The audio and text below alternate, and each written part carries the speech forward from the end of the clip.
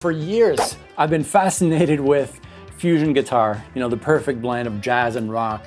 Guys like Guthrie Govan, Greg Howe, Martin Miller, like those guys, I love their music. Perfect blend of blues, rock, and jazz. There's one problem though, I'm not a jazz player. But then I discovered these ridiculously simple tricks to sound fusion, and I'm about to show you.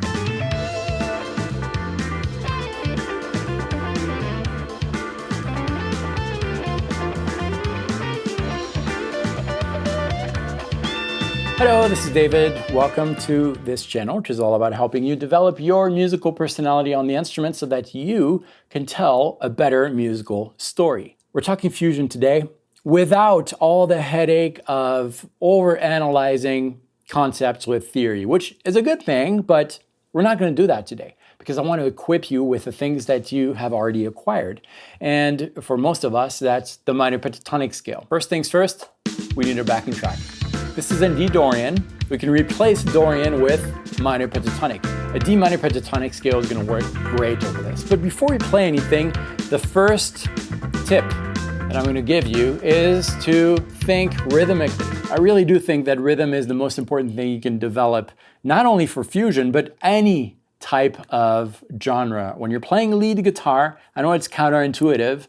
Don't think of lead as solos. Think of lead as rhythm. Notes with rhythm will really make these notes stand out. So we have our backing track here, and we're going to start to subdivide this in our head. With 16th notes, you can cover so much with that. You can go further than that, but it gets a little bit hard to mentally have that in your mind. It's more of a felt thing if you want to go faster. But having those subdivisions is really important. And 16th notes, 4 notes per beat is really going to help you.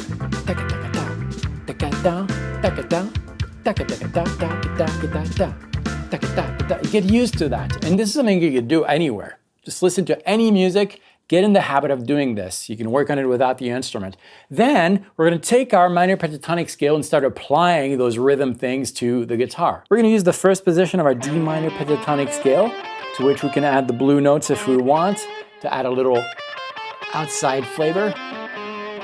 More on that in just a little bit. And we're going to apply the syncopation concept. So here's a backing track, subdivide it in your head. You can repeat some notes, you can add some noises, which is also an important aspect. Anything rhythm that you can add will make you sound a little more interesting, a little more fusion-y. Let's start with this lick, traditional minor pentatonic scale lick, but add the syncopations. Already sounds a little different, right? Now if I repeat some notes, if I add some ghost notes, little noises,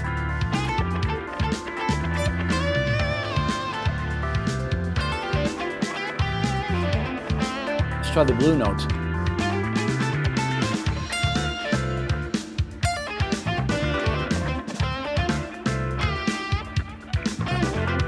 Already sounds kind of interesting, right? We're getting outside of that pure blues type of blues rocky type of licks, and we're starting to create something a little more fusion-y, for lack of better words. Okay, the next thing is based on that blue note there. The blue note in the context of a minor pentatonic scale is really an outside note. It's a note that should not be in there. If I insist on that blue note, it sounds off, right?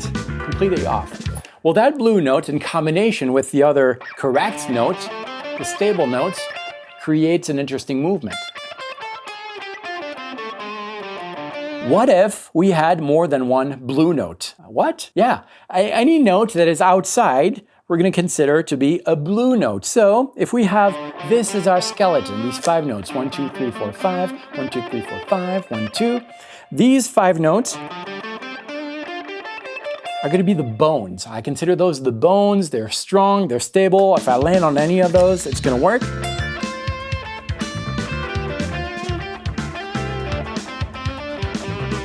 We're going to fill in the flesh between the bones. I know it's a little graphic, but graphical.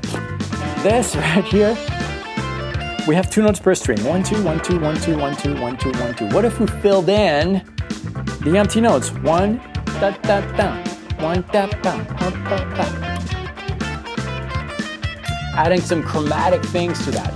Now the thing with the flesh is that you don't really know if it belongs or not. Some might belong, some might not. It doesn't matter, it's a movement thing.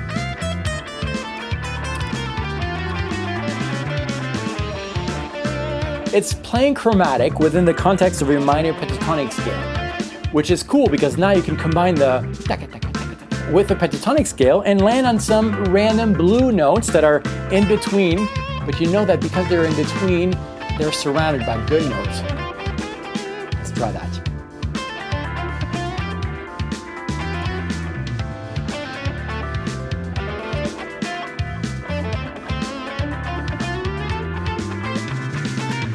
It's starting to sound like I know what I'm doing. I'm in control because I'm using this simple concept of the skeleton and the flesh in between and the rhythm element, which gives me that power of I'm in control of this, but I'm really not thinking in terms of theory concepts. I'm just pretending to know, and it fools a lot of people. Okay, one more thing that is really important when you're doing this thing that I forgot to mention, it's confidence. Confidence is really 50% of the equation when you're playing. Confidence is hitting the note confidently. Even if you know or don't know that the note's pitch is gonna clash with some of the backing track, it doesn't matter. Play it confidently because this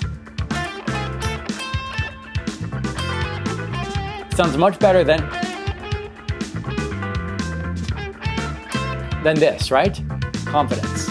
How do you do that? Attack the notes with confidence and think about it before. It all happens here with that subdivision. That's really going to help you. If you play a note on one of the subdivisions, regardless of the pitch, whether the note is a good note or a bad note, it really doesn't matter. And shapes are gonna help you maybe get into that mindset. By shapes, I mean random shapes of creation that are gonna help you have a canvas, something that you can rely on, and play it with confidence, combined with the rhythm thing. That's going to make a huge difference as well. And these shapes do not need to be part of the scale that you're using or the system that you're using. A shape could be something like this. It's memorable. It's not part of the scale. This note is not. That's fine. This shape right here is, yes, it's a major triad, but we're really going off of shape, where I'm using 3 consecutive strings. On the 4th string, I have the 12th fret, play with my ring finger, 3rd string, 11th fret with the middle, and 2nd string, 10th fret with the index. That shape can be played anywhere, any strings, because we're really not caring about the intervals. Combine these different shapes with the other elements we talked about, rhythm subdivision, confidence in playing, different blue notes that you can add, and things really start happening.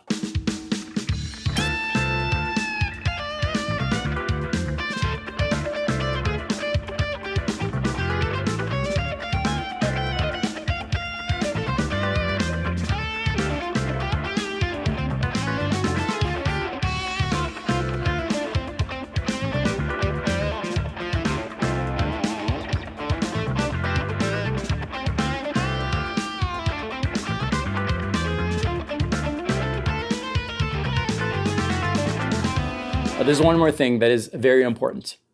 Happy birthday. Happy Birthday is the song that I will use when I have to improvise in a style or a genre that I'm not really familiar with, to be fair, in any style. And it's important because the first 2 notes of Happy Birthday are a major second. A major second are 2 frets apart. So if I play this pitch right here on the 3rd string, 5th fret, and I start singing Happy Birthday from there, happy ba ba, that's gonna be 2 frets higher. Ba, ba. Why is that important? Well, it's important because when you're playing fusion or anything else, you also need to have somewhat of a hook. It can't just be concepts and fingers flying up and down the fretboard. It has to be musical at some point so that you can catch the listener and keep them engaged with what you're playing. And Happy Birthday is very useful for that. Here's how you use this. Let's say that you are playing in D minor pentatonic, D Dorian, using the things that we covered. It's all great. But at some point, the chord changes. And the chord changes to something weird, something that is not in that key of D. Well, that's where your mind is constantly thinking about the note you are playing and asking yourself, will the next note up match my happy birthday song? Let's give this a try. For this to work, we really need to slow things down. Here's a new backing track. With D minor pentatonic here. Focus on the last note you played. Bam. Oh, new key here. Try the happy birthday. Happy bam. Yes, that works. 2 frets higher. Happy yes, bam, bam. You're kind of drawing the scale as you go. That is the last note. Bam. Mentally sing it. Bam. Do you like it? Bam. If yes, great. If not, just move it a little bit. Bam. It's ear training. Eventually, that happy birthday, happy is really going to help you be able to play the idea that's in your head on your instrument automatically. To be fair, I don't always sing happy birthday, but that's how I started. And eventually, everything will just be so connected between your mental and your delivery that it's just like talking. This is not scripted, obviously, and the delivery hopefully makes sense. And that's exactly what you should be able to strive for on the instrument. You can download the backing tracks and the charts for this lesson. The link is below. And if you want to continue developing what we just talked about, that happy birthday thing with your ear, I'll meet you right there, because this will teach you exactly how to play by ear. It's pretty cool. Check it out. Thanks for watching this. Like this, share it around. I'll see you next time.